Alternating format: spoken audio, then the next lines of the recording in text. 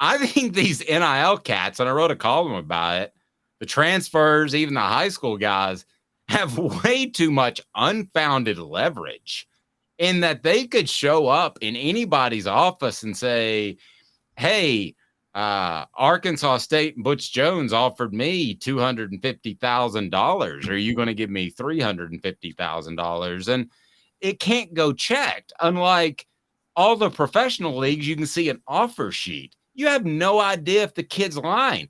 I would bet that every school that's active in NIL at a high level, and Tennessee would be one of those, has gotten bamboozled by a kid at some point and paid him more than he actually had on the table from another school.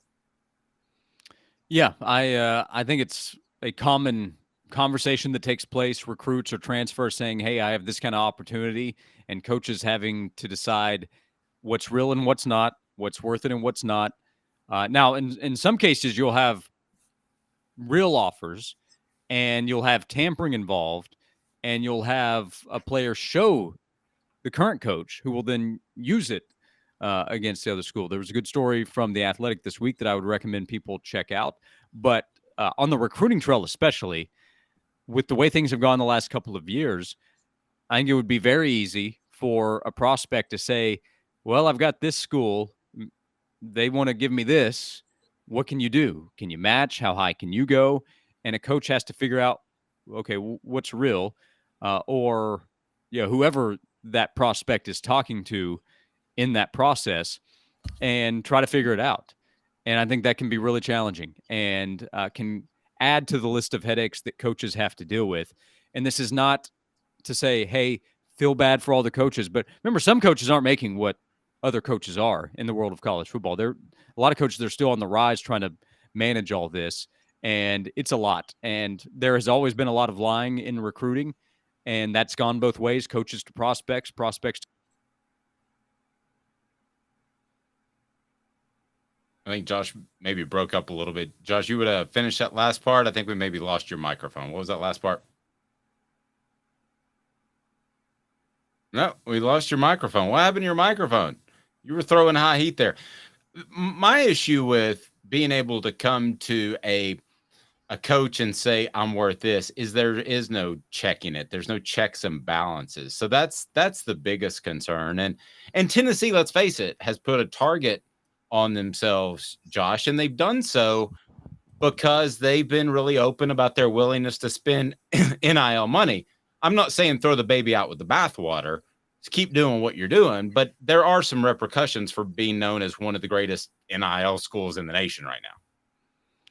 Yeah, it can be used against you, or you can be used in the process where others. It may even out, honestly, where sometimes you're being used, sometimes a prospect is using your name to try to get money from another school, and the school says we're not going that high, and then you end up getting the player at whatever the real value is. I don't know that. I know that it's creating more obstacles and it's creating more headaches, and it's only going to add to the plate of what coaches and schools are having to deal with. So there's the recruiting aspect, there's the transfer portal level where a player, not even a prospect, I guess he can become one again, but a player can come to a school and say, hey, I've heard from such and such, or I've got a couple of suitors that have reached out. And maybe you name the school, maybe you don't. Maybe you're telling the truth, maybe you're not. But then there's the valuation aspect. The collective and or the coaches, if we're being honest about how it all works, have to decide, is this real or not? Does he have a real opportunity or not? How valuable is he? How high can we go? Players talk. If we give something to somebody, does somebody else want that number or more than what he's currently getting? And it's just a lot. It's a lot. And I think there's been a lot of that over the last, couple years now. And there will be more of it.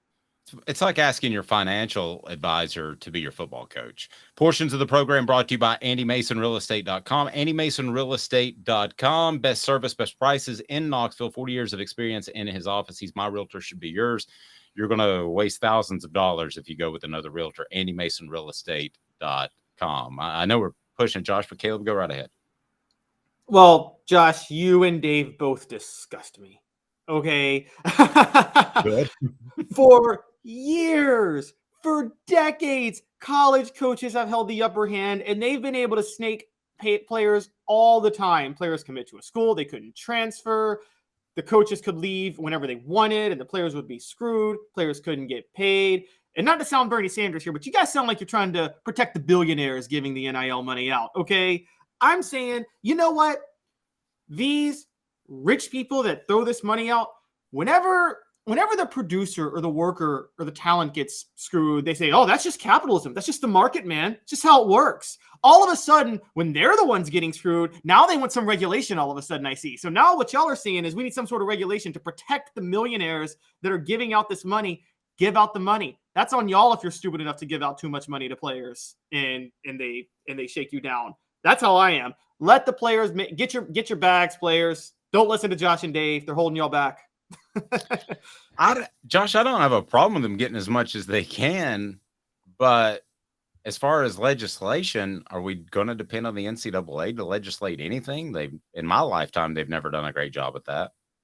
No, they have not. And there's no way to count on them right now, from what I can tell, with the transfer process. I don't have any issue with the players doing whatever they can to get money, as long as we're talking about doing something legal. You know, I want to have some kind of issue with illegal activity if that ends up happening. But no, a player getting what he can, go for it. I do have a problem with Power 5 schools preying on Group of 5 schools and tampering with their players when they're on the roster.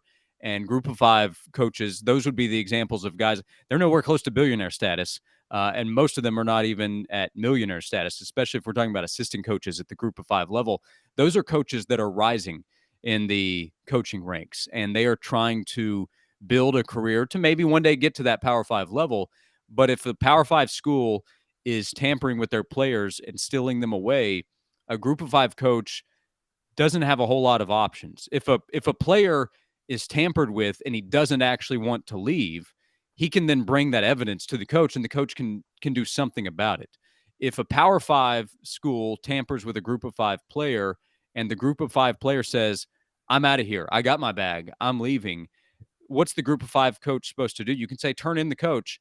Okay, well, that's really good for your career opportunity. If you're known for turning in coaches, even if what you're doing is the right thing, that's not going to help your career advancement. It also is not going to get you your player back. Your player's gone, realistically, in this scenario. So coaches that are not making nearly what SEC coaches or Big Ten coaches are making, those are the ones I feel for. The coaches at the Power 5 level that are making crazy amounts of money, yeah, I don't feel for them as much. I recognize what they're having to deal with. Those would be the coaches where I would say, okay, you need to decide, is this for you, or do you want to move on and do something else? Brian Polian at LSU decided, you know what, I'm going to go do something else in the world of college football. And he left LSU, where he was an assistant coach, and then it transitioned to a different role in the department, and decided to go to a Division III school, John Carroll, and said, you know what, I'm out. I'm going to go do something else. So for the Power 5 coaches, I don't feel for them. For the Group of 5 coaches or below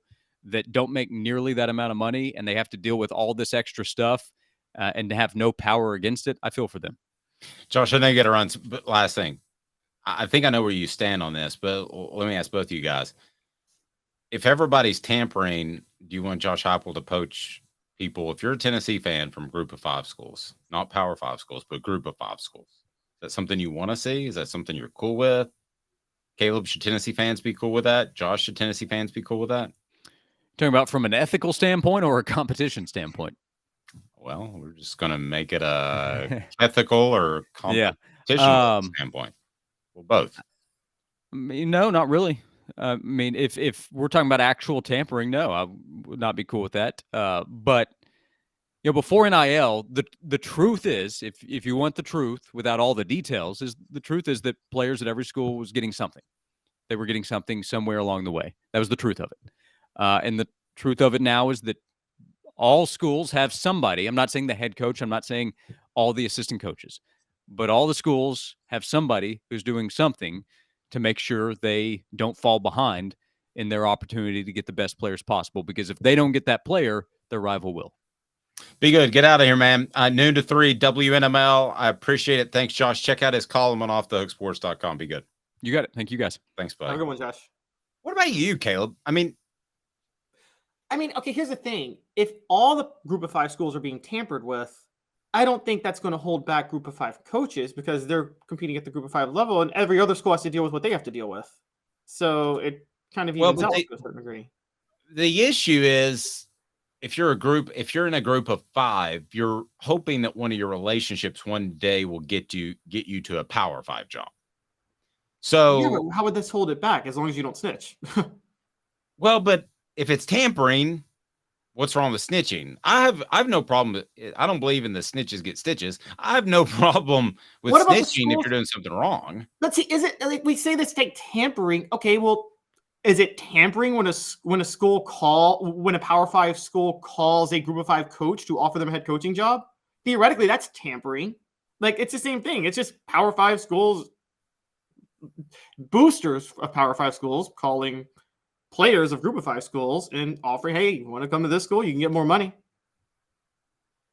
I mean, it's again, if the schools themselves, I mean, that group of 5 coach that may not like tampering, they sure as heck don't mind it when the Power 5 school calls them while they're coaching the group of 5 school to offer them a head coaching job. Well, and this too, let's think about the kids. I mean, if you hear about this guy that's lighting it up at ETSU and you're Tennessee, I mean, it's probably his dream to play at Tennessee, right? And he would have better facilities, better support, better educational support. So I'm with you, man. I mean, tamper away. It's not like it's breaking a law. Haven't we all had a job, but then at the same time been in contact with another company we'd like to work for while having this other job? That's normal. Yeah. Oh, I mean, what about the, and also let's take it larger. Was the SEC not tampering when they were negotiating with Texas and Oklahoma secretly to join the SEC for a year when Oklahoma and Texas were in the Big 12? I mean, tampering is part of life. That's what you do. You try. I mean, by the way, my favorite player's getting gift story of all time is still Eric Dickerson getting what? Didn't he accept a car from Texas A&M and then he Trans Am? I think. I'm sorry. I think he got a Trans Am. Oh, he did. Didn't he get a Trans Am?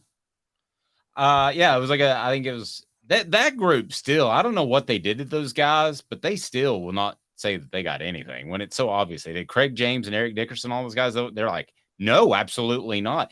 SC Scout guy said the thing, I just don't want the government involved. I'm fine if Power 5 gets together and makes enforceable rules, then that is fine.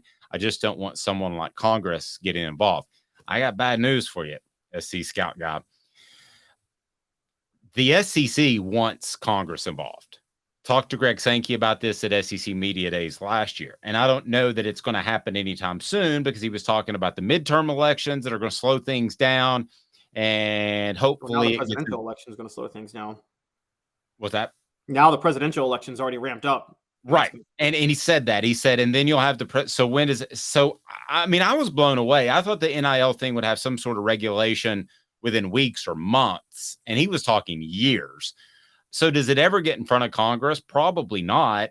And you have to remember, this isn't a nationwide scandal. It's not even a scandal, but it's not a nationwide sports issue like the steroid thing with baseball. So you're not just going to pop in front of Congress on a Tuesday afternoon because you're the SEC and you would like a seat at the table.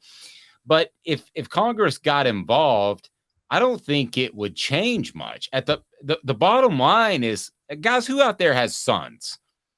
If your son's 18 years old and he has an opportunity to go out there and make millions of dollars or hundreds of thousands of dollars, is anybody going to say that should be legislated against? Well, anybody? No, and here's the other big deal that people are forgetting. So the Supreme Court didn't rule this thing unconstitutional. What they ruled is that the thing that unleashed NIL was they ruled that it violates antitrust law. For Congress to get involved, they would have to completely rework antitrust law in this country. So forget NIL for college athletes at that. You realize that gets into unions negotiating at Starbucks or Amazon or just worker protections. That changes or consumer protections. You realize how much that affects if they were to rewrite this law? It wouldn't just stick with NIL. That law, the umbrella would, by its very nature, expand. You can't just narrow this to NIL. You see what I'm saying, Dave? Because there's broad antitrust law in this country. But couldn't you do antitrust like they do with the NFL or Major League Baseball? You're going to be better versed in this than me, so you tell me. Those are, again, that's the antitrust too. It was actually, that's part of the antitrust too. I think this goes back to the Sherman Antitrust Act in the 1880s. But the thing with the NFL and Major League Baseball, and I don't know how WWE gets away with this because their wrestlers aren't unionized, but with the NFL and Major League Baseball, what they would say is there's no competition for those leagues. Those are the clear-cut, one sole league, and you can't like go work for another league if you don't like how you're being treated. Therefore, you have to therefore they're more sympathetic to the unions in those leagues. You see what I'm saying? Elias Gray answered the question. I'll tell you how they get around it. They use contractors. Same thing in NASCAR. NASCAR's never even tried to unionize, and I don't know wrestling, but I'm guessing it's the same thing. You just collude together with 4 or 5 other decision makers. It's even easier. I mean, it's incredibly easy in NASCAR. Here's what but see, here's the thing with NASCAR and with college football, and this is why what I said, I don't know how WWE gets away with this. Yes, you use contractors, but if you're contracted, you own your own name. You own your own brand. You know what I mean? The NASCAR drivers, they own their own name, and they're going to get paid if they're in a video game whatsoever. WWE, they use independent contractors for the wrestlers, but they own the wrestler's nickname and their likeness. How do they get away with that? That's the most illegal thing in the world. And well, the bottom line is they have the power to exclude them. It's collusion is what it is. Or maybe it's not even collusion. Maybe it's just whoever's in charge. Like NASCAR, the Frances are the only ones. So it's really not collusion. It's just the bottom line is you're not good enough to be a Formula One driver, and we'll just run you out of the sport in America if you do something that goes against what we want.